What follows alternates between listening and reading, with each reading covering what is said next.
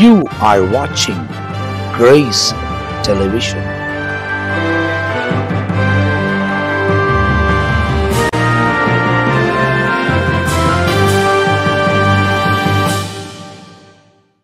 Praise the Lord. Grace டிவியில் talk with Jesus என்ற ப்ரோக்ராமில் மீண்டும் உங்களை பார்க்கும்படியான ஒரு பாக்கியத்தை கர்த்தர் கொடுத்தார். நீங்கள் உங்கள் வாழ்க்கையில் வருகிற ஒவ்வொரு காரியங்களிலும் ஆண்டவர் உங்களுக்கு வெற்றியை கொடுத்து உங்களுடைய தனிப்பட்ட வாழ்க்கையிலும் குடும்ப வாழ்க்கையிலும் சபையின் வாழ்க்கையிலும் நீங்கள் ஊழியத்தின் வாழ்க்கையிலும் எல்லா இடங்களிலும் உங்களுக்கு வெற்றியை கொடுக்கிற கர்த்தராகிய இயேசு கிறிஸ்து சர்வாதிகாரியாக இருக்கிற அவர் உன்னதங்களிலே பிதாவாகிய தேவனோடு கூட உட்கார்ந்திருக்கிறார். ஹையஸ்ட் அத்தாரிட்டி வானத்திலும் பூமியிலும் சகல அதிகாரம் படைத்த ஆண்டவராக இயேசு கிறிஸ்து is seated at the heavenly places, is at the right hand of the father என்று பார்த்தோம். அவர் பிதாவாகிய தேவனுடைய வலது பார்சத்தில் வீட்டிருக்கிறார். எல்லா அதிகாரங்களும் வல்லமைகளும் கர்த்தராகிய இயேசு கிறிஸ்துவனுடைய கையிலே ஒப்பு கொடுக்கப்பட்டிருக்கிறது. அவர் சொல்லுகிற ஒரு வார்த்தை வெளிப்படுத்தின விசேஷம் 22 அதிகாரம் 13 வசனம் 14 வாசிக்கிறேன். நான் அல்பாவும் ஒமேகாவும் ஆதியும் அந்தமும் முந்தினவரும் பிந்தினவுமா இருக்கிறேன். ஐ ஆம் த ஃபர்ஸ்ட், ஐ ஆம் த லாஸ்ட் என்று சொல்லுகிறார். 14 வசனம் தான் ரொம்ப முக்கியமானது. ஜீவ விருட்சத்தின் மேல் அதிகாரம் உள்ளவர்களாவதற்கு வாசல் வழியாய் நகரத்துக்குள் பிரவேசிப்பதற்கு அவருடைய கற்பனைகளின்படி செய்கிறவர்கள் பாக்கியவான்கள். பாருங்களேன், ஜீவ விருட்சத்தின் மேல் அதிகாரம் உள்ளவனாவதற்கு அதிகாரத்தை குறித்து நாம் பேசி கொண்டிருந்தேன். ஆண்டவராகிய இயேசு கிறிஸ்து எல்லா அதிகாரம் படைத்தவர் என்று அவருடைய அதிகாரத்தை நமக்கு டிரான்ஸ்ஃபர் பண்ணிக்கிறார் என்று நாம் பார்த்தோம் இல்லைங்களா. ஆண்டவராகிய இயேசு லூக்கா 9 அதிகாரத்தில் அவர் சொல்லுகிற ஒரு வார்த்தை என்ன என்று சொன்னால், ஐ கிவ் யூ அத்தாரிட்டி என்று சொல்லுகிறார். லூக்கா அதன சுவிசேஷம் 9 அதிகாரத்தில் நான் தம்முடைய 12 சீஷரை வரவழைத்து சகல பிசாசுகளை துரத்தவும் வியாதி உள்ளவர்களை குணமாக்கவும் அவர்களுக்கு வல்லமையும் அதிகாரம் கொடுத்தார். So he gave them the authority. ஆண்டவராக இயேசு கிறிஸ்து அவர்களுக்கு அதிகாரம் கொடுத்தார். ஆனால் இந்த இடத்துல பார்க்கும்போது ஜீவ விருட்சத்தின் மேல் அதிகாரம் உள்ளவனாக்கு. What is this tree of life? அந்த ஜீவ விருட்சத்தை புசிக்கிறவனுக்கு மரணமே இல்லை. அதாவது அந்த ஜீவ விருட்சம் தான் ஆண்டவராக இயேசு கிறிஸ்து. அவரை it represents the Lord Jesus Christ. அந்த ஜீவ விருட்சத்தை ஆதாம் அவன் அதை அனுபவிக்க கூடாமல் போய்விட்டான். ஆண்டவர் பாருங்க, ஆதாம் ஆண்டவர் சாப்பிடக்கூடாத ஒரு அந்த முதல் மனுஷன் செய்த பாவம் என்னன்னா, இதை சாப்பிடாதப்பான்னு சொன்ன பழத்தை அவர் என்ன பண்ணார், ஆதாம் எவ்வளோ அந்த பழத்தை சாப்பிட்டதுனால பெரிய ஒரு நஷ்டம் வந்துச்சுங்க ஆதாமுக்கு. ஏன்னா ஆதாமுக்கு ஆண்டவர் இந்த பூமியை படைக்கும் போதோ he gave him the dominion, he gave him the authority. பாருங்க, ஆதியாகமம் 1 அதிகாரம் 28 வசனம் ஸ்கிரீன்ல டிஸ்பிளே ஆகும், தயவுசெய்து நீங்க படிங்க. பின்பு தேவன் அவர்களை நோக்கி, நீங்கள் பலுகி பெருகி பூமியை நிரப்பி அதை கீழ்ப்படுத்தி சமுத்திரத்தின் மச்சங்களையும் ஆகாயத்து பறவைகளையும் பூமி நடமாடுகிற சகல ஜீவ ஜந்துக்களையும் ஆண்டு கொள்ளுங்கள் என்று சொல்லி தேவன் அவர்களை ஆசீர்வதித்தார். ஆதாம என்ன பண்ணாருன்னா, தேவனா கர்த்தர் ஆசீர்வதித்தார். என்னன்னு சொல்லிட்டு, நீ இந்த பூமியை ஆண்டு கொள்ளணும், you are to rule this earth அப்படின்னு சொன்னாரு. ஆனால் அங்கே ஆதாம் ஏவாளும் தவறு செய்து பிசாசனுடைய காரியத்துக்கு இடம் கொடுத்து அவன் சத்தத்துக்கு அவங்க கீழ்ப்படிஞ்சதுனால என்ன நடந்துச்சு?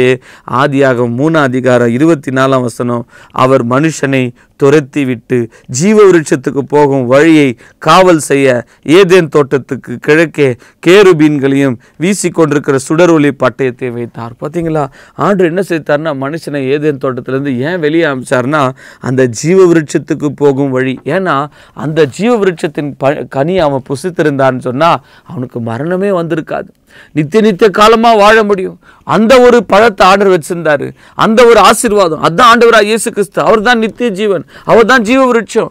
அவரை புசிக்கிறதுக்கு பதிலாக, அவரை ஏற்றுக்கொள்வதற்கு பதிலாக அவங்க ஆதாம் அங்கே ஆண்டுடைய வார்த்தை கீழ்ப்படியாமல் போனதுனால ஏதேன் தோட்டத்தை அமைச்சிட்டார். ஆனால் இப்பொழுதோ ஆண்டவராக இயேசு கிறிஸ்து கலாத்தியர் 3:13-14 பிரகாரமாக நம்முடைய சாபங்களை நோய்களை எல்லாம் அவர் சிலுவையில் ஏற்றுக்கொண்டு சிலுவையில் ஆண்டவராக இயேசு கிறிஸ்து நமக்காக சாபமானதுனால நம்ம மேலே இந்த சாபங்களெல்லாம் நீங்கி நமக்கு ஆசீர்வாதத்தை ஆபிரகாமுக்கு கொடுத்த ஆசீர்வாதத்தை கொடுத்து இங்கே வெளிப்படுத்தல் 19 அதிகாரத்தை நாம் வாசிக்கும் போதும் ஜீவ விருட்சத்தின் மேல் அதிகாரம் உள்ளவன் ஆவதற்கு கொடுக்குறாரு. யாருக்கு? அவரோடு ஐக்கியமாக இருக்கிறவர்களுக்கு, ஜெயம் கொள்வர்களுக்கு ஜீவ விருட்சத்தை கொடுக்குறாருங்க ஆண்டவர். கொடுத்து கொடுத்த அதிகாரம் உள்ளவன் ஆவதற்கு அவங்களுக்கு he gives them the authority to take the tree of life. அந்த ஜீவ விருட்சத்தின் கனியை இப்போ நம்ம புசிக்கலாம். நமக்கு வல்லமை உண்டு. நமக்கு அந்த அதிகாரம் கொடுக்கப்பட்டது. யார் மூலியமா? இயேசு கிறிஸ்துவின் மூலியமா, அவருடைய ரத்தத்தின் மூலியமா நமக்கு இந்த காரியம். வெளிப்படுத்த 22:2 நகரத்தின் வீதியிலும் மத்தியிலும் நதி இருக்கையிலும் 12 விதமான கனிகளை தரும் ஜீவ விருட்சம் இருக்குது. 12 manner of fruits அந்த ஜீவ விருட்சத்திலிருந்து வருது. அது மாதந்தோறும் கனியை கொடுக்கும். அந்த விருட்சன் இலைகள் ஜனங்கள் ஆரோக்கியம் அடைவார்கள். பார்த்தீங்களா, அங்கே ஆரோக்கியம் உண்டு. அந்த கனியை சாப்பிட்றவங்களுக்கு மரணம் இல்லை, சுகம் உண்டு. அங்கே இனி மரணம் இல்லை, துக்கம் இல்லை, வருத்தம் இல்லை. அப்போ 3வது சொல்றார், இனி சாபம் இராது. ஒரு சாபம் கூட இல்லைங்க. அந்த புதிய வானம் புதிய பூமியில் அந்த ஒரு வாழ்க்கைக்காக தான், அந்த அத்தாரிட்டி உள்ள வாழ்க்கைக்காக தான் ஆண்டவர் நம்மை அழைத்து கொண்டிருக்கிறார். பிரியமானே, அங்கே ராக்காலம் இராது. there is no night there. அவருடைய ஊழியக்காரர் அவரை சேவித்து அவருடைய சமூகத்தை தரிசிப்பார்கள். அப்போ நம்ம நேரடியாக தேவனை முகமுகமாக பார்க்க போகிறோம், தேவனை தரிசிக்க போகிறோம். அது மாத்திரமல்ல, அவருடைய நாமம் நம்முடைய நெற்றின் மேல் இருக்கும். எவ்வளோ பெரிய ஒரு பாக்கியம். ரெவலேஷன் 22:4 அவருடைய ஊழியக்காரர் அவரை சேவிப்பார்கள். we are going to serve the Lord Jesus Christ. அவருடைய சமூகத்தை தரிசிக்க போறோம். நம்ம அவருடைய நாமம் நம்ம நெற்றில் இருக்க போறோம். ஆண்டவரை முகமுகமாய் பார்க்க போறோம். பிரியமானவர்களே, இதோ சீக்கிரமா ஆண்டவராய் இயேசு வரப்போறாருங்க. அந்த ஒரு பாக்கியத்தை நீங்க யாரும் மிஸ் பண்ணிடக்கூடாது. நாம் தேவனை முகமுகமாய் பார்க்க போறோம். அந்த சிலுவை மரணத்தின் மூலமா தான் இந்த ஒரு பாக்கியம். ஜீவ விருட்சத்தின் மேல் அதிகாரம் நமக்கு கிடைச்சிச்சு. இப்போ தேவனை முகமுகமாய் நம்ம தரிசிக்க போறோம். இனி சாபமே கிடையாது, இனி மரணமே கிடையாது. பாருங்க, verse 5 அங்கே ராக்காலம் இராது. அங்கே ராத்திரி கூட கிடையாது, இருட்டு இல்லை. ஏன்? அங்கே விளக்கும் சூரியனுடைய வெளிச்சம் கூட தேவையில்லை. ஏன் அப்படின்னு பார்த்தீங்கன்னா, ரெவலேஷன் 22:5 தேவனாகிய கர்த்தரே அவர்கள் மேல் பிரகாசிப்பார். God himself will shine there. பாருங்க, அந்த பரலோகத்தில் தேவனே அங்கே பிரகாசிப்பார். அங்கே இருட்டு இல்லை, அங்கே சாபம் இல்லை, அங்கே மரணம் இல்லை, அங்கே தேவனே பிரகாசிப்பார். அப்புறம் அவர்கள் சதா காலங்களும் அரசாளுவார்கள். we will rule with him for thousands of years. பிரியமானே, சதா காலம் அரசாட்சி செய்யக்கூடிய ஒரு வாழ்க்கையை ஆண்டவர் நமக்கு கொடுத்திருக்கிறார். எவ்வளோ பெரிய ஒரு பாக்கியம், எவ்வளோ பெரிய ஒரு ஆசீர்வாதம் இல்லைங்களா? அங்கே தேவாலயம் கூட இல்லை, தேவனே அங்கே ஆலயமாக இருக்கிறார். அங்கே வெளிச்சம் தேவையில்லை, தேவனே அங்கே மகிமையாய் பிரகாசிக்கிறார். அங்கே யார் அந்த பாக்கியத்தை பெற்றுக்கொள்ள முடியும்? யார் அந்த இடத்துக்கு போக முடியும்? வெளிப்படுத்தல் 22:27 தீட்டுள்ளதும் அருவருப்பும் பொய்யை நடப்பிக்கிறதும் ஆகிய அதில் ஒன்றும் பிரவேசிப்பதில்லை. பார்த்தீங்களா, தீட்டுள்ளவன், பொய் பேசுகிறவன், அருவருப்பான செய்கிறவங்க போக மாட்டாங்கங்க. யாருங்க பிரவேசிப்பாங்க? ஆட்டுக்குட்டியான ஜீவ புஸ்தகத்தில் எழுதப்பட்டவர்கள் மாத்திரம் அதில் பிரவேசிப்பார். whose names are written. பிரியமானே, உங்கள் பேர் பரலோகத்தில் எழுதப்பட்டிருக்கணும். இல்லாவென்றால் இயேசு கிறிஸ்துவனுடைய ஜீவ புஸ்தகத்தில், ஆட்டுக்குட்டியான ஜீவ புஸ்தகத்தில் உங்கள் பேர் எழுதப்பட்டாதான் இந்த பாக்கியம், இந்த அதிகாரம், இந்த வாழ்க்கை உங்களுக்கு கிடைக்கும். இல்லை என்று சொன்னால் இதை நீங்கள் போக முடியாது. பிரியமானே, இன்றைக்கே கர்த்தராகிய இயேசுவை நீங்கள் விசுவாசித்து அவர் என் பாவத்துக்காக அவர் மரித்தார், எனக்காக அடக்கம் பண்ணப்பட்டார், எனக்காக அவர் மரித்தார், என் சாபத்தை நீக்கும்படி அவர் இந்த சிலுவையில் மரித்து 3ஆம் நாள் உயிரோடு இருந்தார். அவர் இப்போ உன்னதத்தில் உட்கார்ந்து இருக்கிறார், பிதாவுடைய வலது பார்சல அத்தாரிட்டியில் உட்கார்ந்து இருக்கிறார். அவர் திருப்ப வருவாருன்னு சொல்லி யார் அறிக்கையிட்டு அவரை ஏற்றுக்கொள்கிறார்களோ அவருடைய பெயர்கள் பரலோகத்தில் எழுதப்படுகிறது. அவர்களுக்கு இந்த ஆசீர்வாதங்கள் எல்லாம் வந்து சேரும். கர்த்தர் உங்களை ஆஸ்வதிப்பாராக. ஜீவனுள்ள பரலோக பிதாவே, இந்த நாளில் உம்முடைய பிள்ளைகளுக்கு கொடுத்த இந்த ஜீவனுள்ள வசனங்களுக்கு ஸ்தோத்திரம். வலது பார்சத்தில் வீட்டிருக்கிற குமாரனாக இயேசு கிறிஸ்துவின் நாமத்தினால இந்த நிகழ்ச்சியை பார்த்திருக்க ஒவ்வொருத்தரும் கூட அவங்க வாழ்க்கை மாற்றப்படட்டும். கர்த்தராகிய இயேசு அவர்கள் ஏற்றுக்கொள்வார்களாக. அவர்கள் உம்முடைய பிள்ளைகளாய் மாற்றப்பட்டு அந்த பரலோக பாக்கியத்தை அவர்கள் பெற்றுக்கொள்ளும்படியாக நாங்கள் ஜெபிக்கிறோம்.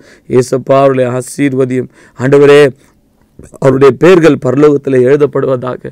உம்முடைய ஆண்டவரே, அவருடைய வாழ்க்கை அப்பா ஒரு ஆஸ்வதமான ஒரு வாழ்க்கையாக அந்த நித்திய ஜீவனை அவர்கள் பெற்றுக்கொள்ள உதவி செய்யும். சொந்த இரட்சகராக உம்மை ஏற்றுக்கொள்ள இயேசு கிறிஸ்துவானவரே அப்பா, அவங்களுடைய மனக்கண்களை திறக்கும்படியா, பரிசுத்த ஆவியானவர் பிரவேசித்து அவங்களை கர்த்தராகிய இயேசுவின் பக்கம் திருப்பும்படியா உம்முடைய இரத்தத்துக்குள்ள ஆண்டவரே எங்களை மூடி மறைத்து கொண்டதுக்காக ஸ்தோத்திரம். இந்த நிகழ்ச்சியை பார்த்து ஒவ்வொருத்தரும் உம்முடைய கரப்பில் ஒப்புக்கொடுக்கணும். இயேசு இரட்சகர் நாமத்தில் வேண்டிக் கொள்கிறோம் பரம்பிதாவே. Amen. God bless you. Praise the Lord.